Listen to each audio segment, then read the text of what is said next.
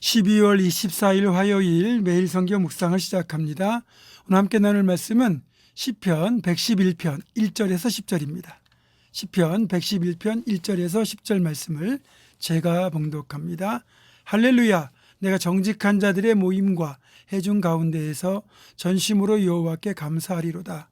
여호와께서 행하시는 일들이 크시오니 이를 즐거워하는 자들이 다 기리는도다. 그 행하시는 일이 존귀하고 어미하며 그의 의가 영원히 서 있도다. 그의 기적을 사람이 기억하게 하셨으니 여호와는 은혜로우시고 자비로우시도다. 여호와께서 자기를 경외하는 자들에게 양식을 주시며 그의 언약을 영원히 기억하시리로다. 그가 그들에게 문나라의 기업을 주사 그가 행하시는 일의 능력을 그들에게 알리셨도다.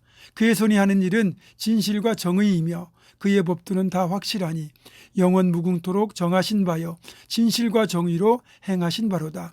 여호와께서 그의 백성을 속량하시며 그의 언약을 영원히 세우셨으니 그의 이름이 거룩하고 지존하시도다. 여호와를 경외함이 지혜의 근본이라.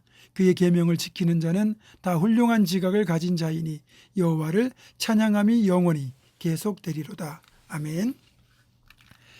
오늘 시편 111편을 포함하여 112편, 113편은 할렐루야 3부작이라고 불리고 있습니다. 이 세 편 모두가 할렐루야로 시가 시작되거든요. 할렐루야, 여호와를 찬양하라는 뜻입니다. 시편 111편이 정직한 자들의 모임 가운데서 여호와의 영광과 권능과 인자하심을 송축한다면 시편 112편은 거기서 흘러나오는 영광과 여호와를 경외하는 자들, 정직한 자들의 행실과 성품과 축복을 노래하고 있습니다. 일단 정직한 자의 모임과 회중은 이 사람들이 의롭고 완전하다는 뜻이 아니라 자신의 부족함과 허물과 죄를 겸손하게 인정하고 정직하게 살고자 애를 쓰는 사람들이라는 뜻입니다.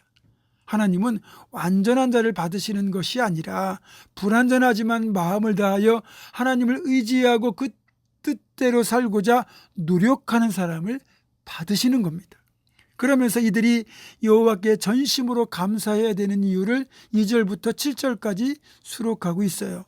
먼저 여호와께서 행하신 일들이 다 크기 때문입니다. 이스라엘의 역사를 거슬러 올라가면 하나님께서 이들을 위하여 행하신 출애굽의 놀라운 일들이 있습니다.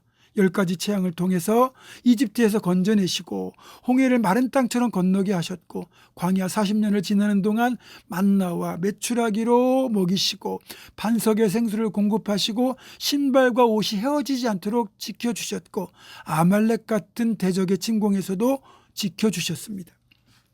또한 가나안 땅에 들어와서는 아낙 자손 거인족들이 버티고 있던 크고 견고한 성읍들을 정복할 수 있도록 도우시고 자신들의 왕국을 세우고 당당하게 살 수 있도록 은혜를 베푸셨습니다. 전적으로 하나님의 크고 놀라운 은혜의 손길이 있었기에 가능했던 일입니다. 그 하나님은 그 손길을 어제나 오늘이나 영원토록 변함없이 베푸시는 분이시기에 하나님이 행하신 일들을 찬양하라는 겁니다. 우리가 살아온 시간들을 돌아보아도 동일합니다. 지금 60대 이상이신 분들은 한국전쟁 이후에 태어나서 보릿고개를 겪고 민주화 운동과 경제 발전을 직접 체험하며 여기까지 오신 분들입니다. 지금 우리가 이 정도 풍요를 누리게 되기까지 하나님의 손길이 있었기에 가능한 것이고 우리가 이제는 직접 그 수혜를 누리며 살고 있다는 것을 늘 감사해야 됩니다. 자, 그러면 하나님께서 왜 그렇게 이스라엘에게 놀라운 은혜를 계속하여 베푸시는 것일까요? 그것은 하나님의 은혜롭고 자비하신 성품이 바탕이 되어 있는 것이지만 무엇보다 여기에는 이스라엘과 시내산에서 맺은 언약이 자리하고 있기 때문입니다. 시인은 이 사실을 8절과 9절에서 밝히고 있습니다. 영원 무궁토록 정하신 바요 진실과 정의로 행하신 바로다. 여호와께서 그의 백성을 속량하시며 그의 언약을 영원히 세우셨으니 그의 이름이 거룩하고 지존하시도다. 아멘. 하나님은 영원토록 신실하시고 변함이 없으신 분이십니다. 이 성품은 정말 놀라운 겁니다. 하나님 조금만 변덕스러우셨다면 과연 살아남을 수 있는 사람이 몇이나 될까요? 하나님을 배반하고 죄의 길로 행할 때마다 하나님이 심판하셨다면 저를 포함하여 대부분의 사람들이 진즉 이 세상에 없을 겁니다. 하나님의 한없는 긍휼하심, 그분의 변함없는 신실하심이 있기에 제가 지금도 살아갈 수 있고 우리가 회복될 수 있는 것을 고백합니다. 그래서 시인은 결론적으로 10절에서 이렇게 권면하죠. 여호와를 경외함이 지혜의 근본이라. 마치 잠언의 말씀을 보는 것 같지 않습니까? 그렇습니다. 하나님의 말씀은 시대를 초월하여 동일하게 적용됩니다. 그리고 이 말씀대로 진정한 지혜는 하나님을 경외하는 것에서 출발합니다. 하나님을 경외하지 않는 세상의 지혜는 지혜가 아니라 가짜 지혜이며 결국은 어리석은 겁니다. 하나님을 떠난 지식은 생명력이 없고 또 하나님으로부터 지혜가 오지 않으면 아무런 의미가 없다는 말입니다. 결국 우리가 지혜를 얻으려면 세상의 지혜가 아니라 하늘의 지혜를 얻어야 되지요. 이제 우리는 하늘의 이런 지혜를 구해야 됩니다. 우리가 간절히 구하면 하나님은 하늘의 지혜를 풍성하게 우리에게 더하여 주실 겁니다. 그리고 그 하늘의 지혜를 통하여 하나님께서 나에게 진정 원하시는 것이 무엇인지를 알게 되고 또 그렇게 행하게 되면 그것이 곧 하나님을 온전히 경외하는 것이 됩니다.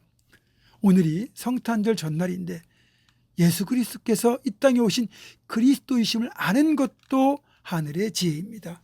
사랑하는 성도 여러분, 우리 모두가 이 하늘의 지혜를 얻어 그 지혜로 하나님을 알고 하나님의 마음을 알고 하나님을 경외하며 하늘의 복과 땅의 복을 풍성히 누리며 살아갈 수 있기를 주님의 이름으로 축원합니다. 기도하겠습니다. 그렇습니다. 하나님의 은혜로 우리가 여기까지 왔습니다. 그 은혜를 깨달을 수 있도록 우리에게 하늘의 지혜를 더하여 주시고 그 지혜를 통하여 하나님을 온전히 알고 하나님 마음을 알고 하나님을 경외하며 살아가는 우리가 되게 하여 주시옵소서. 예수님의 이름으로 기도하옵고 이제는 우리 주 예수 그리스도의 은혜와 하나님의 사랑과 성령의 교통하심이 하늘의 지혜를 통하여 하나님을 온전히 섬길 것을 결단하는 사랑하는 모든 성도들 이들의 삶과 가정과 생업과 앞날과 우리 교회 위에 지금부터 영원토록 함께 하시옵기를 간절히 축원하옵나이다. 아멘.